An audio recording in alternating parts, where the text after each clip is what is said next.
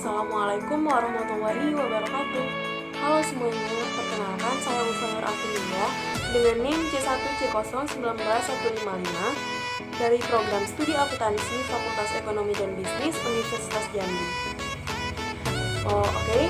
Di video kali ini saya akan membahas materi mengenai wireless commerce di mata kuliah e-bisnis dengan dosen pengampu Ibu Reni Aryani, Eskom MSI. Baiklah, untuk materi pertama langsung saja kita harus mengetahui terlebih dahulu apa sih wireless commerce itu. Oke, wireless ini secara dasarnya diartikan sebagai nirkabel atau perangkat tanpa kabel. Nah, kalau e-commerce itu sendiri apa? E-commerce merupakan sebuah tempat dagang di mana memiliki beberapa perspektif dalam pengertiannya. Nah, apa itu electronic commerce? Adalah proses pembelian, penjualan atau pertukaran produk, jasa, dan informasi melalui jaringan komputer. E-commerce merupakan bagian dari e-business, di mana cakupan e-business lebih luas, tidak hanya sekedar perniagaan, tapi mencakup juga pengkolaborasian antara mitra bisnis, pelayanan nasabah, lowongan pekerjaan, dan lain-lain sebagainya. Nah, di e-commerce ini sendiri memiliki beberapa perspektif, diantaranya perspektif komunikasi. Menurut perspektif ini, e-commerce merupakan pengiriman informasi, produk jasa, dan pembayaran melalui lini telepon, jaringan komputer, atau sarana elektronik lainnya. Perspektif kedua yaitu perspektif proses bisnis. Menurut perspektif ini, e-commerce merupakan aplikasi teknologi menuju otomatisasi transaksi dan aliran kerja perusahaan. Perspektif selanjutnya yaitu perspektif layanan. Menurut perspektif ini, e-commerce merupakan suatu alat yang memenuhi keinginan perusahaan, konsumen, dan manajemen dalam memangkas service cost ketika meningkatkan mutu barang dan ketepatan pelayanan. Dan perspektif terakhir yaitu perspektif online. Menurut perspektif ini, e-commerce berkaitan dengan kapasitas jual beli, produk, dan informasi di internet dan jasa online lainnya. Nah, jadi berdasarkan pengertian wireless dan commerce, kita bisa menyimpulkan wireless commerce adalah suatu sistem perdagangan elektronik dengan menggunakan peralatan portable atau mobile. Nah, sering juga disebut dengan m-commerce atau mobile commerce. Contohnya, telepon genggam, telepon pintar, PDA, notebook, dan lain-lain yang mendukung web browser dan tidak terhubung dengan kabel atau nirkabel. Nah, pasti pada penasaran kan kenapa wireless commerce ini bisa berkembang dengan cepat?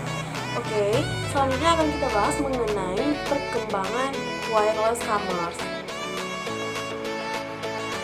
Nah, perkembangan wireless commerce ini dipengaruhi oleh beberapa faktor.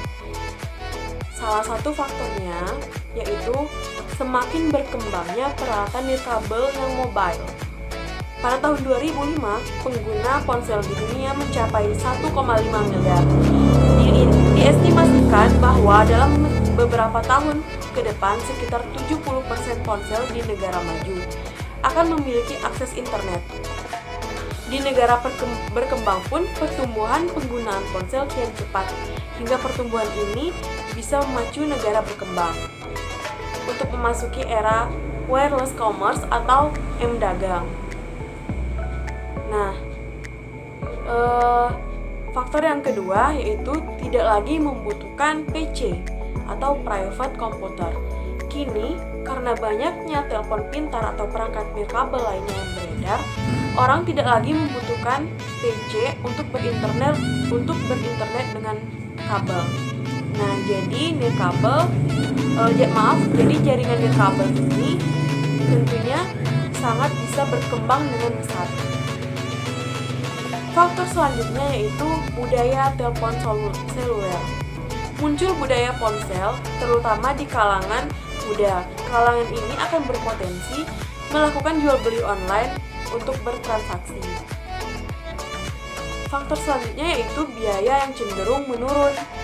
Harga perangkat nirkabel semakin menurun, tarif penyedia layanan internet juga semakin murah. Dan yang terakhir yaitu untuk perbaikan bandwidth. Untuk mendukung wireless commerce atau M-Dagang, amat penting memperbaiki jaringan dan cukup bandwidth untuk mengirim informasi berupa teks, video, suara, dan multimedia. 3G, Wi-Fi, dan WiMAX sudah menyediakan bandwidth yang cukup. Nah, tentu saja hal ini bisa memacu perkembangan wireless commerce dengan sangat cepat. Nah, di samping itu tentu saja kita tidak lupa membahas mengenai keunggulan dari wireless commerce ini sendiri. Wireless commerce berdampak pada akselerasi pertumbuhan direct marketing yang secara tradisional berbasis mail order atau katalog dan telemarketing. Mobile commerce atau wireless commerce lahir setelah e-commerce yang pada umumnya dilakukan melalui media internet. Kelahiran mobile commerce tersebut terutama dipicu oleh tingginya tingkat penetrasi handphone di seluruh dunia. Dibandingkan sistem e-commerce lainnya, kelebihan mobile commerce adalah sebagai berikut. Yang pertama, ubiquity. Pengguna dapat mengakses dari mana saja dan kapan saja. Yang kedua, security, yaitu pada umumnya handset dilengkapi dengan smart card reader dan smart card-nya itu sendiri, sehingga dapat digunakan sebagai secret authentication key. Yang ketiga, localization, memungkinkan diterapkannya location based service. Keunggulan selanjutnya yaitu convenience. Ukuran dan berat dari handset membuat pengguna nyaman dalam berinteraksi. Dan yang terakhir keunggulannya yaitu personalization, di mana handphone merupakan perangkat yang bersifat personal, sehingga memungkinkan untuk menawarkan layanan atau produk yang bersifat personal pula. Nah, selain itu, wireless commerce ini memberikan begitu banyak manfaat, baik bagi organisasi, konsumen, maupun masyarakat luas. Nah, penasaran kan apa saja manfaatnya? Oke, langsung saja. Yang pertama, bagi organisasi.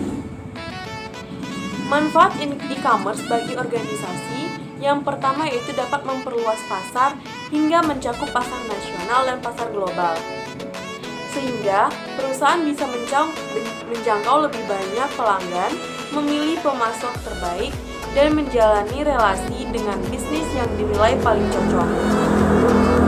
Manfaat selanjutnya yaitu menekan biaya menyusun, memproses, mendistribusikan, menyimpan, dan mengakses informasi berbasis kertas. E-commerce juga memungkinkan perusahaan mewujudkan bisnis yang sangat terspesialisasi. Selain itu, wireless commerce menekan biaya persediaan dan overhead dengan cara memfasilitasi manajemen rantai nilai bertipe pool yang prosesnya berawal dari pesanan pelanggan dan menggunakan pemanufakturan just in time. Selanjutnya, wireless commerce ini menekan waktu antara pembayaran dan penerimaan produk jasa dan meningkatkan produktivitas karyawan melalui rekayasa ulang proses bisnis serta menekan biaya telekomunikasi. Nah, itu tadi manfaat e-commerce, manfaat m-commerce bagi organisasi. Selanjutnya masih ada lagi bagi konsumen.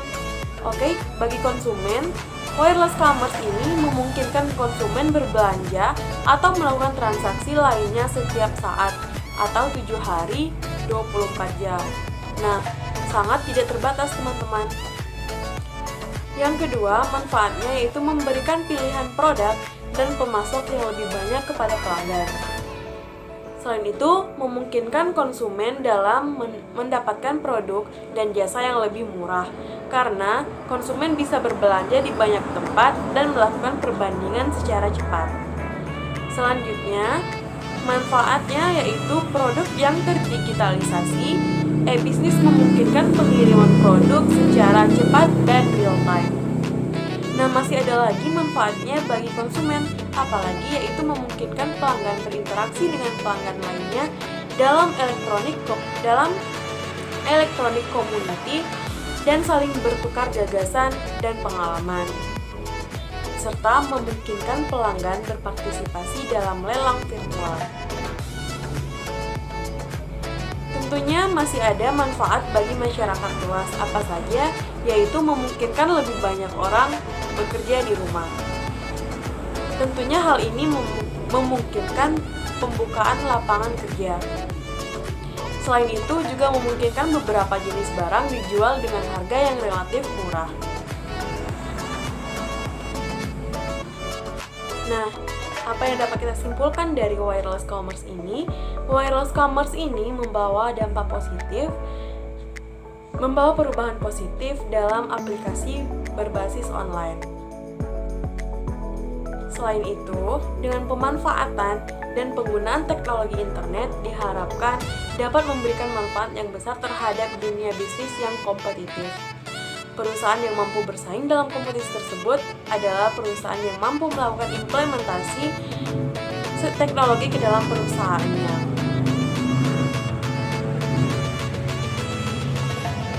Salah satu jenis implementasi teknologi dalam hal meningkatkan persaingan bisnis dan penjualan produk-produk adalah dengan menggunakan electronic commerce untuk memasarkan berbagai macam produk atau jasa, baik dalam bentuk fisik maupun digital.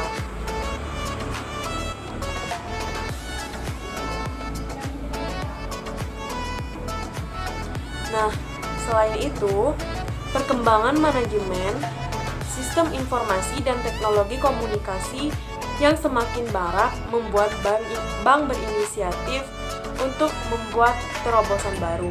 Mobile banking merupakan suatu inovasi baru yang sangat bermanfaat bagi para nasabah juga lembaga keuangan bank karena kemudahannya dalam melakukan transaksi banyak orang yang telah menggunakan fasilitas mobile banking.